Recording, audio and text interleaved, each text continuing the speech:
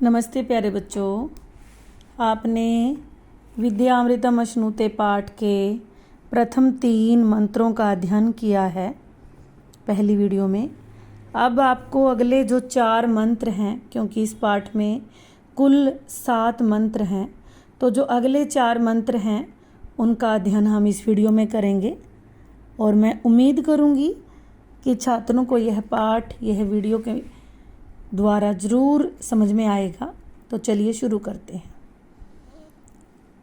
जो चतुर्थ मंत्र है उसका हम उच्चारण करेंगे।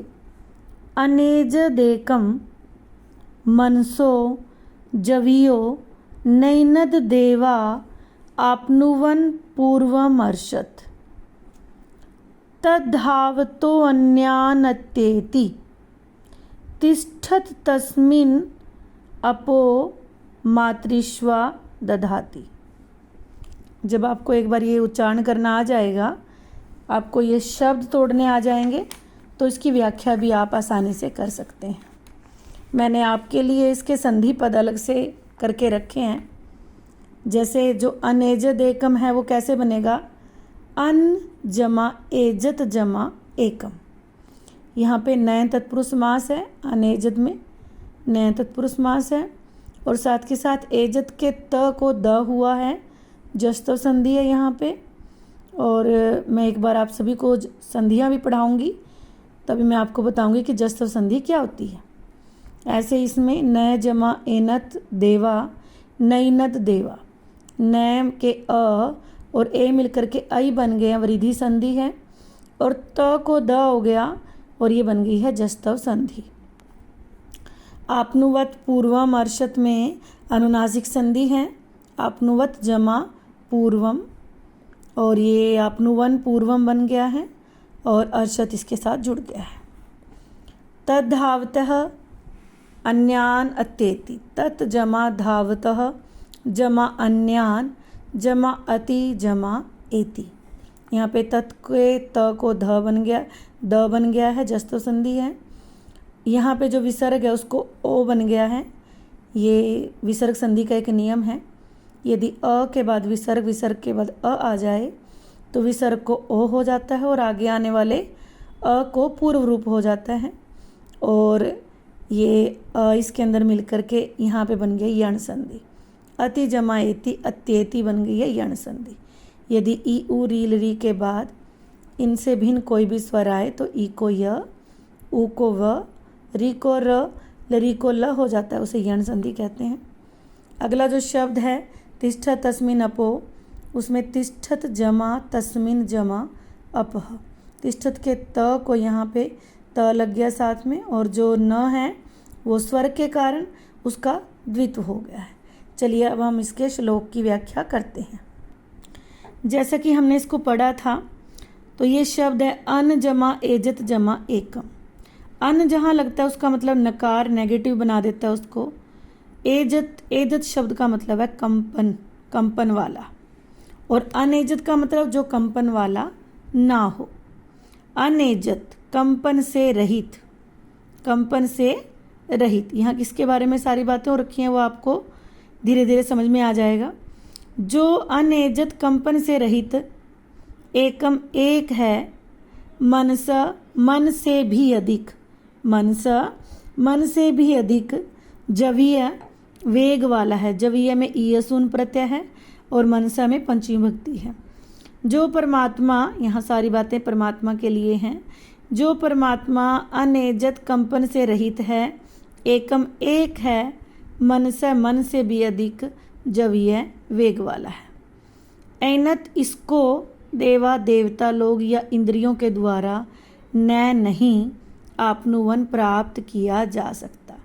इस परमात्मा को इंद्रियों के माध्यम से देवा, एनत इसको देवा इंद्रियों के माध्यम से न आपनुवन प्राप्त नहीं किया जा सकता, क्योंकि पूर्वमर्षत पहले ही पहुंचा हुआ है। अर्थात वो परमात्मा पहले ही सभी के अंदर विद्यमान है। यहाँ पे एक बात उसके पक्ष में कही गई है, एक विपक्ष में कही है। जैसे यहाँ पे ये कह दिया कि कंपन से रहित है, दूसरी बात में कह दिया कि मन से भी अधिक वेग वाला है, फिर कह दिया कि इसको इंद्रियों के माध्यम से प्राप्त नहीं किया जा सकता, फिर कह दिया कि ये तो पहले ही पहुंचा हुआ है।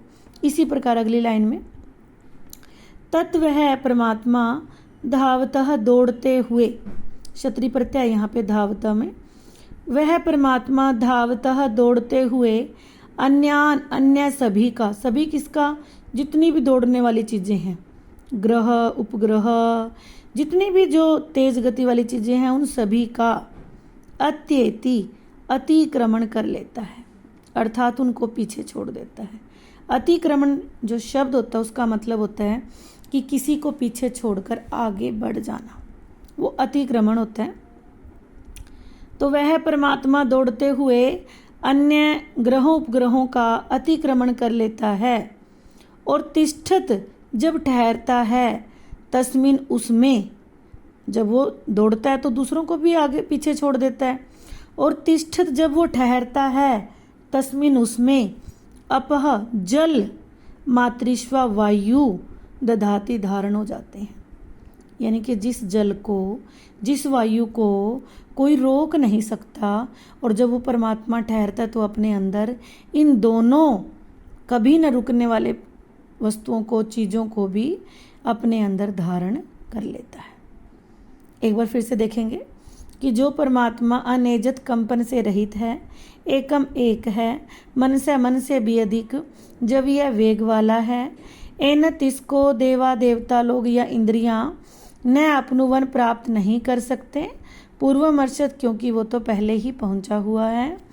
जब वह परमात्मा धावतः दौड़ता है, अन्यान अत्येति दूसरे ग्रहों उपग्रहों का भी अतिक्रमण कर लेता है, और जब तिष्ठत जब वो ठहरता है तो उसमें अप जल मातृश्वा वायु भी दधाती धारण हो जाते हैं।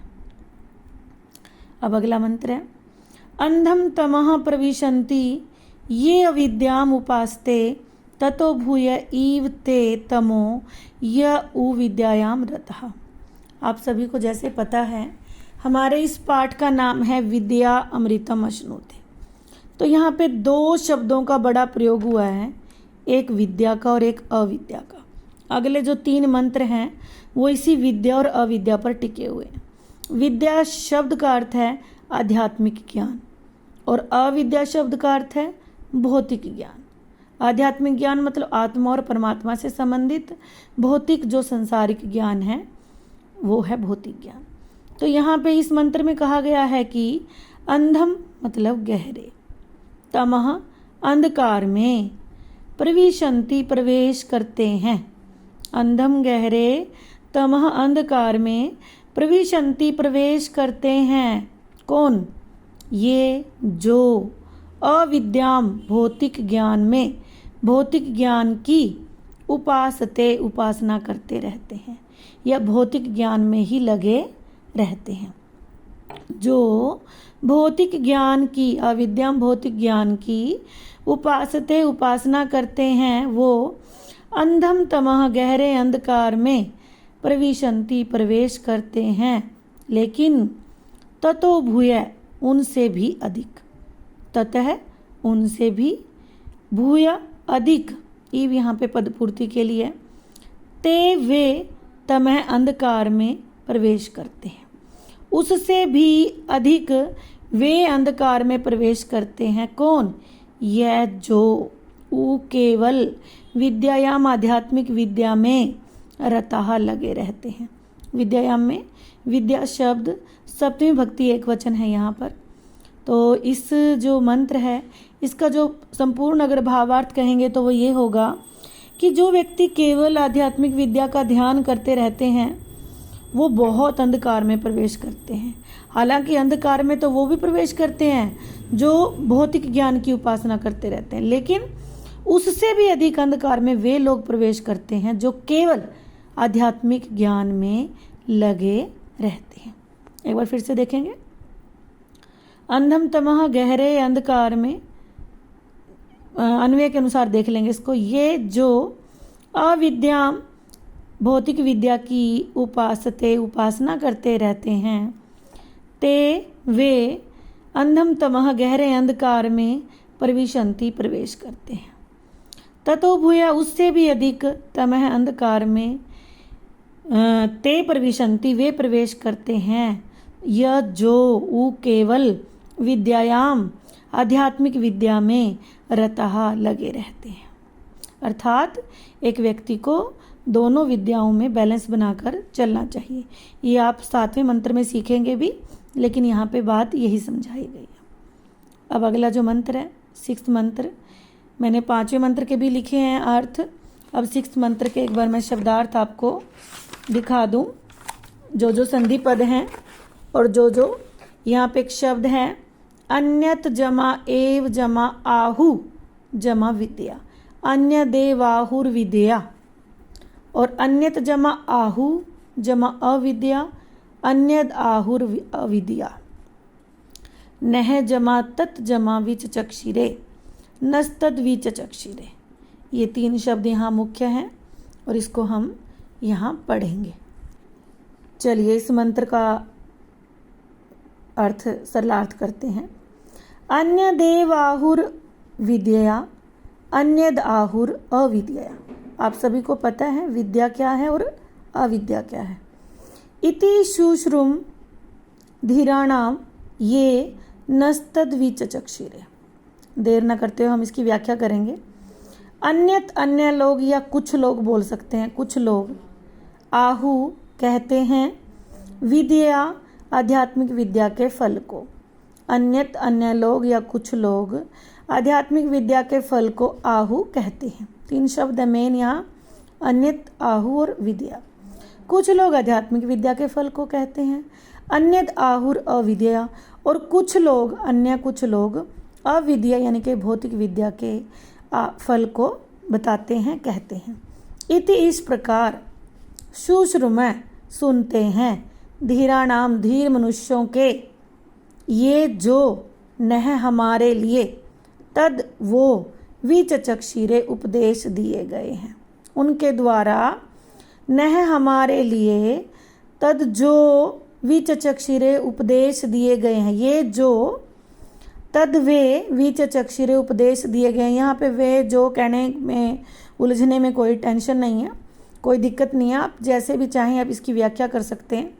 इसका सीधा सा अगर कहेंगे तो ये कहेंगे हम कि धीर मनुष्यों ने जो हमारे लिए उपदेश दिए हैं उसमें हम कुछ लोगों की बात सुनते हैं कि वो आध्यात्मिक विद्या के फल को कहते हैं, और कुछ लोगों की बात सुनते हैं कि जो भौतिक विद्या के फल को कहते हैं। इस प्रकार हमने उनके उपदेशों को सुना है। कुछ लोग आध्यात्मिक विद्या के फल को कहते हैं, अन्य कुछ लोग भौतिक विद्या के फल को कहते हैं। इस प्रकार हमने धीर मनुष्यों के उपदेशों को सुना है जो उन्होंने हमारे लिए दिए हैं। यानी कि भौतिक विद्या और आध्यात्मिक विद्या दोनों के ही फलों को विद्वानों ने बताया है। अब अगला चलते हैं 7वां जो मंत्र है। विद्याम च यस्तद वेदोभयम सह अविद्या मृत्युम तीर्थवा विद्या अमृतम अश्नुते।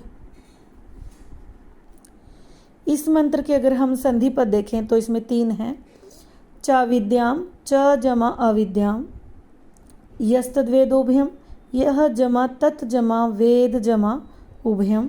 विसर्ग संधि है यहाँ पे, जस्तव संधि है और गुण संधि है इस शब्द में। और विद्या जमा अमृतम जमा अश्नुते, विद्या अमृतम अश्नुते। तो इस मंत्र की व्याख्या करते हैं। आपको बड़ी आसान लगेगी क्योंकि आपको पता है कि विद्या का क्या अर्थ है और अविद्या का क्या अर्थ है। विद्या अर्थात आध्यात्मिक विद्या को, आध्यात्मिक ज्ञान को, च और अविद्याम भौतिक ज्ञान को। विद्याम आध्यात्मिक ज्ञान को हो, अविद्याम भौतिक ज्ञान को, च और यह तद यह जो, तद उनको, वेद जान लेता है, उभयम दोनों को, सह एक साथ। यह जो आध्यात्मिक ज्ञान को और भौतिक ज्ञान को, उभयम दोनों को सह एक साथ वेदः जान लेता है। इस संसार में जो मनुष्य आध्यात्मिक ज्ञान और भौतिक ज्ञान दोनों को एक साथ जान लेता है वह अविद्या भौतिक विद्या से, भौतिक ज्ञान से, मृत्युम संसार को, वेदों में जो मृत्युम शब्द है उसका अर्थ है संसार, ये जगत, संसार को तीर्थवा, त्रि शब्द है यहाँ, त्रि धातु है यहाँ पर और कत्वा प्रत्यय लगा हुआ है, तीर्थवा पार करके विद्या वो आध्यात्मिक ज्ञान से अमृतम अश्नुते, अमृत को प्राप्त कर लेता है। एक बार फिर से, जो मनुष्य आध्यात्मिक ज्ञान को और भौतिक ज्ञान को दोनों को एक साथ जान लेता है, वह मनुष्य भौतिक ज्ञान से, संसार के ज्ञान से, संसार सागर को पार करके आध्यात्मिक ज्ञान से अमृत या परम तत्व या परमात्मा को या अमरता को या मोक्ष को अश्नुते प्राप्त कर लेता है। मैं उम्मीद करती हूँ आपको ये पाठ समझ में आया होगा और आप कमेंट में मुझे ज़रूर बताएंगे कि आपको किस तरीके से पाठ अगले पढ़ने हैं और किस तरीके से आपको समझ में आता है और क्या आप सीखना चाहते हैं और क्या इसमें मैं चेंज करूं जिससे कि मैं आपको और बेहतर करा सकूं। धन्यवाद।